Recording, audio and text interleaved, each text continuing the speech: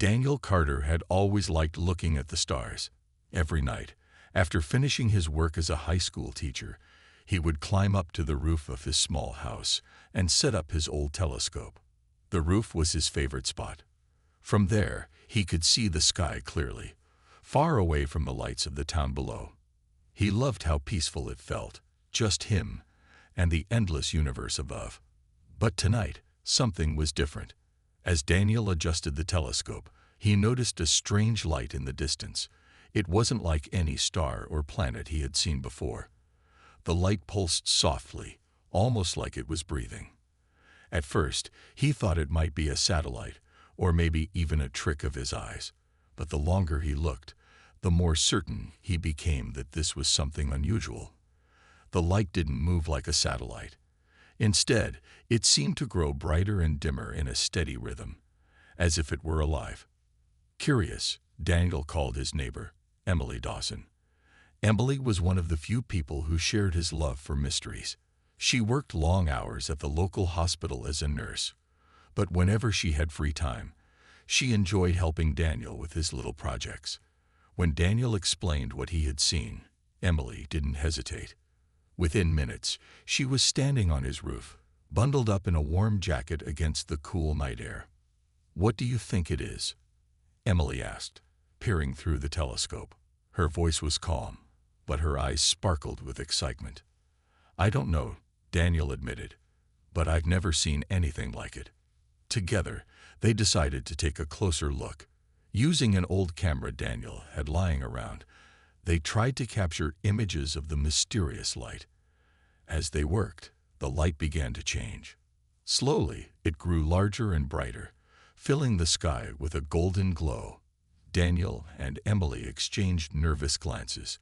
Neither of them had expected this. Before they could react, the light surged forward, enveloping them completely. For a moment, everything went silent. There was no sound, no sensation, just an overwhelming warmth that surrounded them like a blanket. Then, as suddenly as it had appeared, the light faded. When Daniel opened his eyes, he realized they were no longer on his roof. The familiar sights of their quiet town were gone. Instead, they stood on a barren landscape under a pale pink sky. The ground beneath their feet was smooth and metallic, stretching out as far as they could see. In the distance, towering structures rose into the clouds, shimmering faintly in the strange light. "Where are we?" Emily whispered, her voice trembling. I don't know," Daniel replied. His mind raced, trying to make sense of what had happened. This couldn't be Earth. Nothing about this place looked familiar. As they stood there, unsure of what to do next, two figures approached them. They were tall and slender, their bodies wrapped in flowing robes that seemed to ripple like water. Their faces were calm, almost serene, but their eyes glowed with an otherworldly light. One of them, a male figure, stepped forward and spoke in a deep, melodic voice. "Welcome," he said. "We have been waiting for you."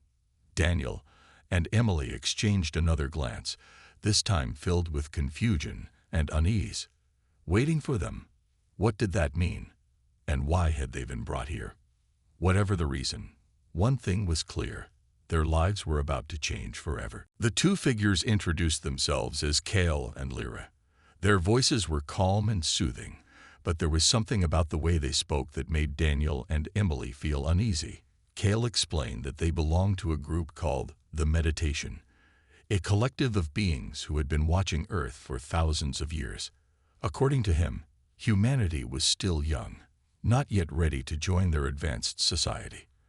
But Daniel and Emily, he claimed, were special. They had been chosen because they carried a hidden wisdom, a potential that set them apart from the rest of their kind. Emily listened carefully, her sharp mind picking up on subtle details in Cal's words. She noticed how he spoke about humanity as if it were a child, something to be guided, shaped, and controlled. It reminded her of the way adults sometimes talk down to children, assuming they knew better. Daniel, on the other hand, was more focused on the strange surroundings. His eyes darted between the shimmering structures and the endless horizon, trying to make sense of where they were. He couldn't shake the feeling that something wasn't right. Cale led them toward one of the towering buildings, its surface glowing faintly as they approached. Inside, the air felt cool and clean, almost too perfect. The walls were smooth and featureless, except for occasional patterns that seemed to shift when you looked away. Lyra walked silently beside them, her expression unreadable. Unlike Cale, she didn't speak much, but her presence was comforting in a way. Emily found herself glancing at her often, wondering what she thought of all this. As they walked, Cale continued to explain the purpose of the meditation. "We guide younger civilizations," he said, his voice echoing softly in the empty halls. "Without our help, chaos would consume them. We bring balance, order, and enlightenment." His tone was confident, almost rehearsed, as if he had delivered this speech many times before. Daniel frowned. "But why us? Why did you bring us here?" he asked, his voice tinged with suspicion. Cale smiled faintly, though it didn't reach his glowing eyes. "Because you are ready. You have shown signs of understanding beyond your years. Together, we will prepare you to lead your people into a new era." Emily didn't like the sound of that. Lead their people? What did that even mean? She wanted to ask more questions, but Cale seemed unwilling to elaborate. Instead, he gestured for them to follow him into a large chamber at the center of the building. The room was circular, with a domed ceiling that displayed swirling images of stars and galaxies. In the middle stood a platform surrounded by glowing symbols. "This is where your journey begins," Cale announced. "Here you will learn the truths of existence and the responsibilities that come with wisdom." Daniel and Emily exchanged a glance. Neither of them trusted Cale completely, but they also knew they had no choice but to play along for now. As they stepped onto the platform, the symbols around them lit up, bathing the room in a soft, golden light. For a moment, everything felt peaceful, almost hypnotic. But then Emily noticed something odd. The symbols weren't just glowing. They were moving, shifting into shapes that resembled chains. "Daniel," she whispered, nudging him gently. "Do you see that?" He nodded, his jaw tightening. Whatever this place was, it didn't feel like a school or a temple. It felt like a trap. Before they could say anything, Cale raised his hand, and the light grew brighter. A wave of energy washed over them, filling their minds with fragments of thoughts and images. Not their own, but someone else's. Visions of ancient worlds, crumbling cities, and silent skies flashed before their eyes. And then, just as suddenly as it had started, the visions stopped. When the light faded, Daniel and Emily found themselves back in the chamber, their heads spinning. Cale watched them closely, his expression unreadable. "You have glimpsed the path ahead," he said. "Now it is time to decide. Will you embrace your destiny, or will you resist?" Emily clenched her fists, her heart pounding. She didn't know what Cale meant by destiny, but she was certain of one thing. Trusting him would be a mistake. Daniel and Emily didn't sleep that night, or at least they didn't think it was night. Time seemed to blur in this strange place, the pale pink sky outside never changing. They were given a small room to rest in, but neither of them could relax. The visions they had seen on the platform kept replaying in their minds. Crumbling cities, silent skies, and worlds that felt eerily empty. Something about those images felt wrong, like a warning they couldn't quite understand. "I don't trust him," Emily said finally, breaking the silence. She sat cross-legged on the floor, her arms wrapped around her knees. "Cale talks about guiding civilizations, but those visions, they didn't look like guidance. They looked like destruction." Daniel nodded, pacing back and forth. "I know. And did you notice how vague he was when I asked questions? He never really explained why we're here or what they want from us." His voice was low, almost a whisper, as if he was afraid someone might hear them. Emily hesitated before speaking again. "Do you think Lyra knows more? She hasn't said much, but she seems different from Cale. Softer, maybe." "Maybe," Daniel replied. But we can't assume anything. For all we know, she's just as bad as him.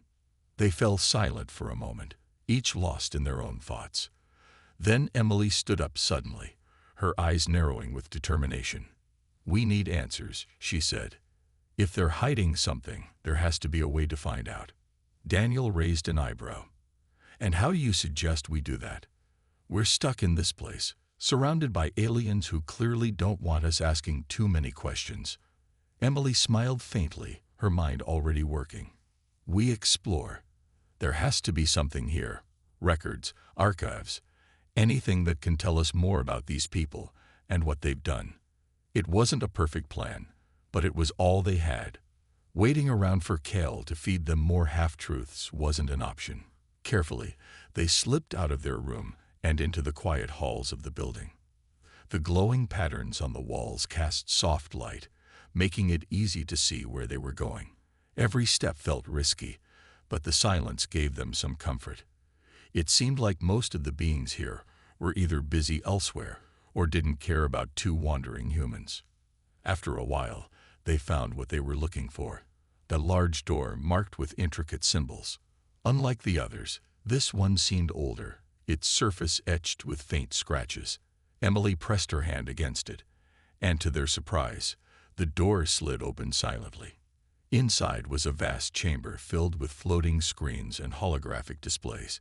Each one showed fragments of information, maps of distant planets, timelines of civilizations, and recordings of events. Daniel and Emily stared in awe, their hearts racing. This was it, the proof they needed. As they sifted through the data, a chilling pattern began to emerge. Every civilization shown in the records had been visited by the meditation, just like Earth. At first, the visits seemed harmless, even beneficial. But then, without fail, each world disappeared. No explanation, no trace, just emptiness. "This isn't guidance," Emily whispered, her voice trembling. "This is consumption. They're not helping these worlds. They're using them." Daniel clenched his fists, anger bubbling inside him. "We have to stop them, if they think they can do this to Earth." Before they could say more, a soft sound behind them made them freeze. Turning slowly, they saw Lyra standing in the doorway, her expression unreadable. For a moment, no one spoke. Then Lyra stepped forward, her glowing eyes locking onto theirs. "You weren't supposed to find this," she said quietly.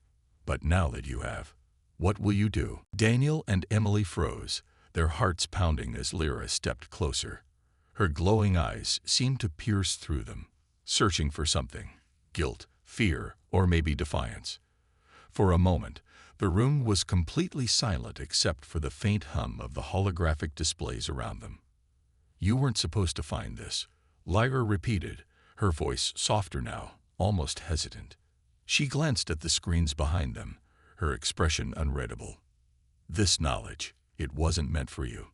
Emily swallowed hard, trying to steady her voice. "Why?" "Because it shows the truth.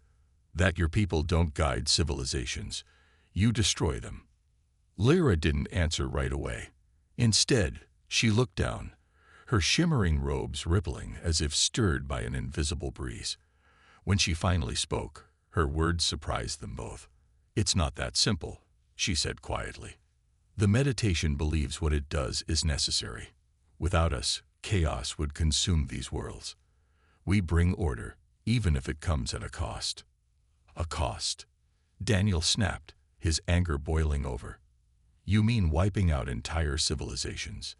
Is that what you call order?" Lyra flinched at his tone, but didn't back down. "You don't understand. The energy of these worlds, it sustains us. Without it, we would fade, just like any other species. We aren't monsters, Daniel. We're survivors." Emily shook her head, her mind racing. "Survivors who prey on others. That doesn't make it right." For a long moment, no one spoke. The weight of the conversation hung heavy in the air. Finally, Lyra sighed, her shoulders slumping slightly. "I didn't come here to argue with you," she said. "I came because I'm not sure anymore. What I've seen, what I've done." She trailed off, her voice trembling. "Maybe you're right. Maybe there's another way." Daniel and Emily exchanged a glance, unsure whether to trust her, but Lyra didn't give them much time to decide. "If you want to stop the meditation," she continued, "you'll need help. There's a device, a crystalline artifact hidden on Earth. It holds traces of our power, but it can also disrupt it. If you can find it, you might stand a chance." "Why are you telling us this?" Emily asked cautiously. "Aren't you one of them?" Lyra hesitated, then nodded. "Yes, I am. But I've seen too much. Too many worlds lost, too many lives erased. If there's a way to change things, I have to try." She paused, looking at them with a mixture of hope and fear. "But be warned, the meditation will stop at nothing to protect itself. If they discover what you're planning." "We'll deal with that when it happens," Daniel interrupted firmly. He turned to Emily. "We need to get back to Earth." Lyra nodded. "I can help you return, but only for a short time. Once you're there, you'll be on your own." With that, she motioned for them to follow her. They moved quickly through the halls, avoiding the few beings they encountered along the way. Eventually, they reached a circular chamber similar to the one where they had first arrived. Lyra gestured for them to step onto the platform in the center. "This will take you back," she explained. "But remember, time is limited. The meditation is already preparing to move against Earth. You must act fast." As the platform began to glow, Daniel turned to Lyra one last time. "Thank you," he said sincerely, "for everything." Lyra gave him a small, sad smile. "Don't thank me yet. Just promise me you'll succeed." And with that, the light enveloped them once more. Back on Earth, Rachel Monroe sat alone in her small apartment, staring at the strange crystal she had found buried in the ground. It pulsed faintly in her hands, its golden glow matching the rhythm of her heartbeat. She didn't know why she had been drawn to it, or why it felt so familiar, but deep down, she knew it was important. Suddenly, the crystal grew brighter, and a flood of memories, not hers, but someone else's, rushed into her mind. She saw stars, alien landscapes, and two faces she recognized immediately, Daniel and Emily. Gasping, she dropped the crystal onto the table, her hands shaking. "They're alive," she whispered to herself, "and they're coming back." But as the realization sank in, so did another thought. Whatever they were facing, it was far bigger and far more dangerous than she could have imagined. Rachel stared at the crystal, her mind racing. The images it had shown her were vivid and overwhelming. Alien worlds, glowing beings, and Daniel and Emily standing in the middle of it all. She didn't fully understand what was happening, but one thing was clear. They were in trouble, and Earth might be next. The crystal pulsed again, its light growing stronger as if urging her to act. Rachel took a deep breath, trying to calm herself. She wasn't someone who usually got involved in big, mysterious events. She worked at a local cafe, lived a quiet life, and spent most of her time reading books or watching old movies. But this was different. This wasn't just about her anymore. She grabbed her phone and dialed her brother Alex's number. He answered on the third ring, his voice groggy with sleep. "Rachel, do you know what time it is?" "I know, I'm sorry," she said quickly, "but I need your help. Something's going on. Something really big." Alex sighed, clearly annoyed. "Can't this wait until morning?" "No, it can't," Rachel insisted. "I found something. A crystal. It's glowing, and it showed me things. Daniel and Emily are out there. Alex, they're alive, but they're in danger. And if we don't do something, whatever's after them might come here." There was a long pause on the other end of the line. Finally, Alex spoke. "Okay, slow down. Start from the beginning." Rachel explained everything.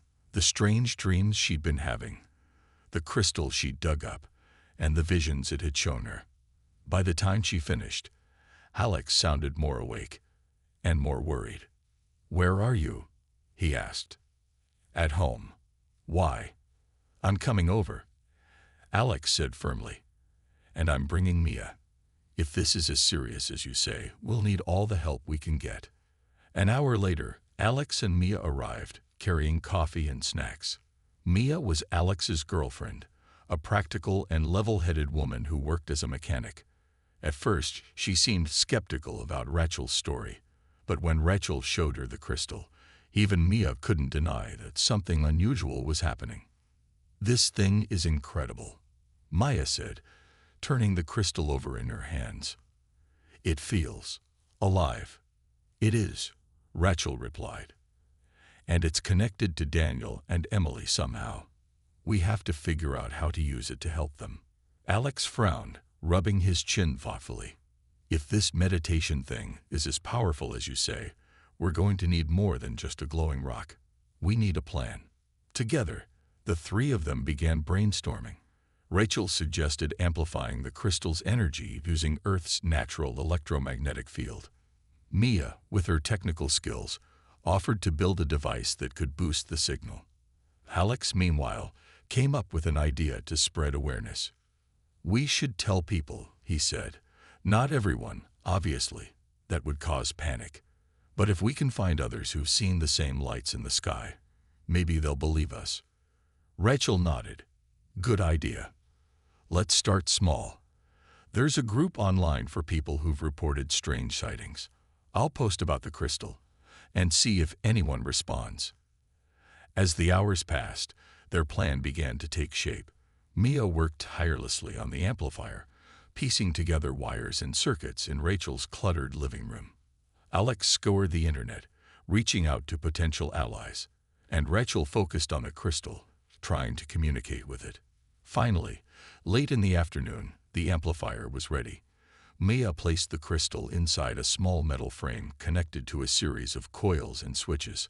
When she turned it on, the crystal lit up brighter than ever, filling the room with a warm, golden glow. "It's working," Maya said, her eyes wide with amazement. At the same moment, Rachel felt a sudden surge of energy. Her mind filled with images, not just of Daniel and Emily, but of Earth itself. She saw cities, forests, oceans, and millions of people, all connected by a single thread of light. It was beautiful, but also fragile. "They're trying to protect us," Rachel whispered. "Daniel and Emily. They're fighting for us." Alex stepped forward, determination in his eyes. "Then let's make sure they don't fight alone." With the crystal activated, Rachel reached out with her thoughts, focusing on Daniel and Emily. For a moment, nothing happened. Then, faintly, she heard a voice, Emily's voice, calling back. "We're here," Emily said. "We're coming home." Far away on the alien planet, Daniel and Emily felt a sudden warmth wash over them. The meditation's hold weakened, and for the first time, they felt hope. The warmth from the crystal's energy surged through Daniel and Emily, breaking the meditation's control over them. For days, they had been confined to their quarters, watched closely by Kale and his followers. But now, with Earth's collective strength flowing into them, they felt a newfound power and purpose. "We can do this," Emily whispered, gripping Daniel's hand tightly. Her voice was steady, though her heart raced with both fear and excitement. "We have to." Daniel nodded, his jaw set with determination. "Let's end this." With Lyra's help, they made their way to the docking bay where the meditation's ships were stored. The corridors were eerily quiet, but they knew it wouldn't last long. Sooner or later, Kel would realize what they were up to. Lyra led them to a sleek, silver vessel, its surface shimmering faintly like liquid metal. "This one is fast," she said quickly. "It'll get you back to Earth before they can stop you." "Won't they come after us?" Daniel asked, glancing over his shoulder nervously. "They will," Lyra admitted. "But if you succeed, it won't matter. Hurry, there's no time to waste." As they boarded the ship, alarms began blaring in the distance. Red lights flashed along the walls, and the sound of hurried footsteps echoed through the halls. Kel's voice boomed over the intercom, cold and commanding. "Stop them. Do not let them leave." Lyra gave them one last look, her glowing eyes filled with a mix of hope and sadness. "Good luck," she said softly. Then she turned and disappeared into the chaos. Inside the ship, Daniel and Emily strapped themselves into the seats, their hands trembling as they gripped the controls. Neither of them had ever flown anything like this before, but the ship seemed to respond to their thoughts, guiding itself as much as them. With a burst of speed, they shot out of the docking bay and into the vast expanse of space. Back on Earth, Rachel, Alex, and Mia worked frantically to prepare for their return. The crystal's energy had grown stronger, pulsing in rhythm with the planet's electromagnetic field.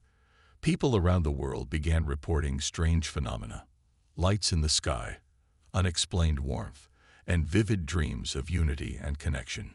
Word spread quickly, and soon thousands of people gathered at the site where Rachel had found the crystal, drawn by an instinct they couldn't explain. When Daniel and Emily's ship descended from the sky, landing gently near the artifact, the crowd erupted in cheers.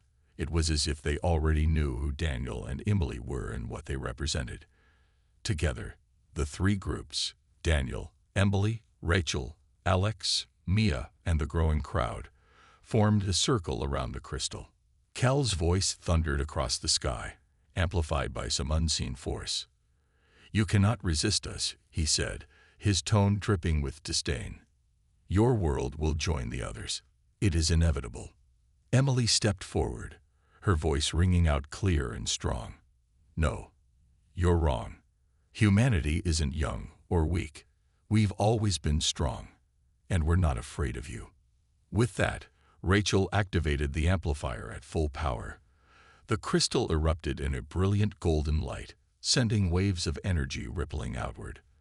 The meditation ships, which had been hovering menacingly above the planet, began to falter. Their sleek surfaces cracked and shimmered, as if the very fabric of their existence was being unraveled.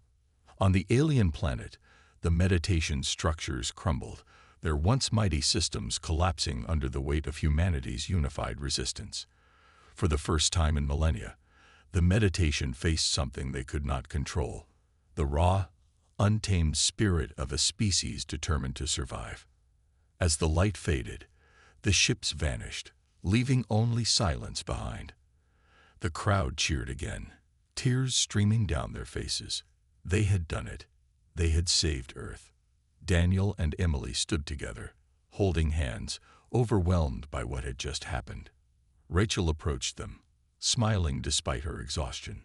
"Welcome home," she said simply. And for the first time in days, they finally felt safe. The days that followed were unlike anything Earth had ever seen. News of what had happened spread quickly, carried by whispers, headlines, and shared stories.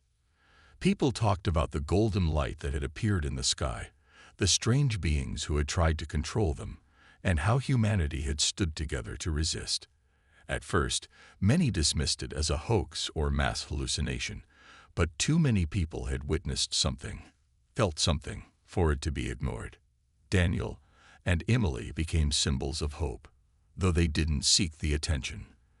They traveled across the world, sharing their story with anyone who would listen. Their message was simple: humanity was stronger than it seemed, capable of unity when it mattered most. "We've always had the wisdom to guide ourselves," Daniel told the packed auditorium one evening. "We just needed to remember it." Emily added, her voice soft but firm, "Fear divides us, but courage brings us together. That's our strength." Rachel, Alex, and Maya stayed close to home, working quietly to study the crystal and its connection to the meditation. The artifact remained active, glowing faintly in Rachel's living room. It was a reminder of what had happened, and a warning that other threats might still exist. Maya spent hours tinkering with the amplifier, trying to understand how it worked. Alex, meanwhile, helped organize local groups to prepare for any future encounters. "If something else comes knocking," he said, "we'll be ready." Rachel found herself drawn to the crystal more and more. She spent hours sitting beside it, meditating on its energy. Over time, She began to sense traces of the meditation's presence lingering in the universe, a faint echo of their power. She didn't share this with the others. It felt like something she needed to carry alone, at least for now. As weeks turned into months, life slowly returned to normal, or as normal as it could be after such an event. Schools reopened, businesses resumed operations, and people went back to their routines. But something had shifted. Conversations around dinner tables and coffee shops often turned to the idea of unity, of looking beyond borders and differences to see the bigger picture. The meditation's attempt to consume Earth had failed, but it had left behind an unexpected gift, a renewed sense of purpose. One evening, as the sun set over the hills near Rachel's town, Daniel and Emily stood side by side, gazing at the horizon. "Do you think they're really gone?" Emily asked softly. "I don't know," Daniel admitted. "But I do know this. We're ready for whatever comes next." In the distance, stars began to appear in the darkening sky. Somewhere out there, the meditation lingered, weakened but not destroyed. Other civilizations might still face their influence, their silent erasure. But Earth had proven that survival wasn't just about strength. It was about heart, about standing together even when the odds seemed impossible. Back at Rachel's house, the crystal pulsed gently, its light steady and calm. For now, it was quiet, content to rest. But Rachel knew better than to let her guard down completely. The universe was vast, full of wonders and dangers alike. Whatever came next, humanity would face it, not as children guided by others, but as sages who had always known the answers within themselves. And so, life went on. The scars of the past healed, but the lessons remained. Humanity had stared into the void and found its own reflection staring back. It was a humbling realization, but also a hopeful one. After all, if they could stand against the meditation, they could face anything, together.